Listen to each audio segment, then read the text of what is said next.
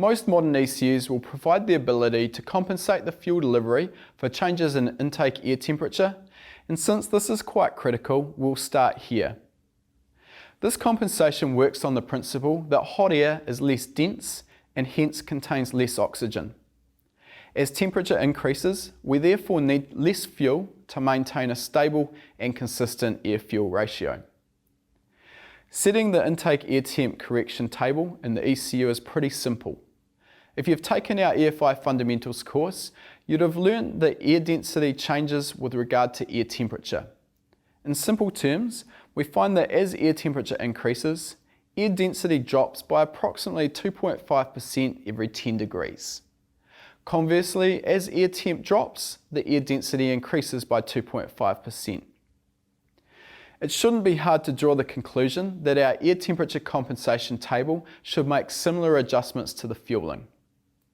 Since under standard conditions, air temperature is defined as 20 degrees centigrade, we can fill the air temperature compensation table with 0 at this point. Every 10 degrees hotter, we want to reduce the fuel delivery by 2.5%, and every 10 degrees colder, we want to increase the fuel delivery by 2.5%. If we fill in our air temp compensation table like this, we should see a consistent air-fuel ratio regardless of changing air temperature.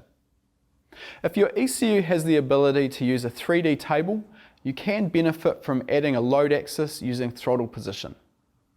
Often we see heat soak in the intake manifold adversely affect the reading of the intake air temp sensor, and this can have the sensor falsely reading hotter than the actual air temperature charge. This is common after you've run an engine, shut it down for a few minutes, and then restart it, for example. Using a 3D table can help by allowing us to reduce the amount of trim the air temp compensation has at low throttle openings.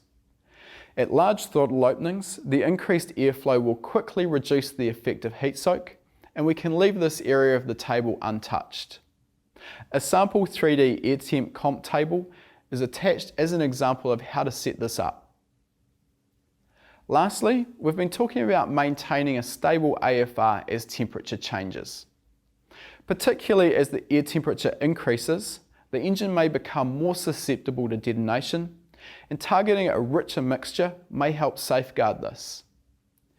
You can choose to use the air temp correction table to achieve this by increasing the compensation at higher temperature.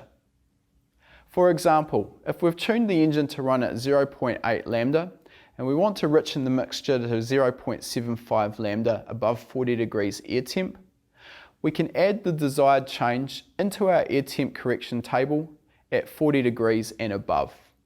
Normally, we'd have a correction of -5% at 40 degrees, as this is 20 degrees hotter than our standard operating temperature.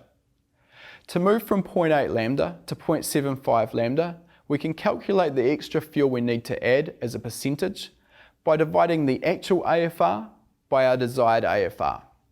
In this case, 0.8 divided by 0.75 equals 1.07 or 7%. This means we need to add 7% fuel to move from 0.8 to 0.75 lambda. If we now add this 7% to the 40 degree cell of our air temp correction table, we would end up with a value of plus 2%, which is the original -5% correction, plus the trim of 7% we just worked out. You can use this technique to achieve whatever safety parameter you wish in the fuel table as air temperature changes.